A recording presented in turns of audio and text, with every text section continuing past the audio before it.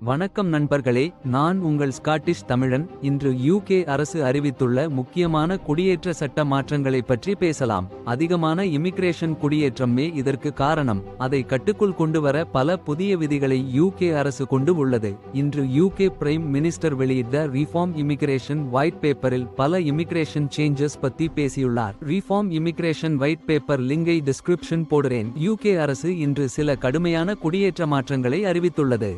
இதில் முக்கியமாக இங்கிலீஷ் மொழி தகுதியில் மாற்றம் செய்யப்பட்டுள்ளது.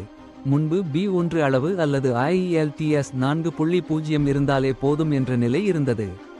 இனிமேல் B2 அல்லது IELTS 5.5 வேண்டும். அதாவது RQF லெவல் 6 ஓர் அதற்கு மேல் இருக்க வேண்டும். இது வேலைக்கு மற்றும் வீசாவிற்கு விண்ணப்பிக்கும் அனைவருக்கும் சவால் நிறைந்ததாக இருக்கும். அடுத்தது ILR, அதாவது Indefinite Leave to Remain. இதை 5 ஆண்டிலிருந்து 10 ஆண்டாக நீடிக்கப்படலாம். இது பலருக்கு எதிர்பாராத மாற்றமாகும். மொத்தமாக கடந்த ஆண்டு யூகேவில் குடியேற்றப்பட்டவர்களின் எண்ணிக்கை 7,40,000 என்பதாக இருந்தது.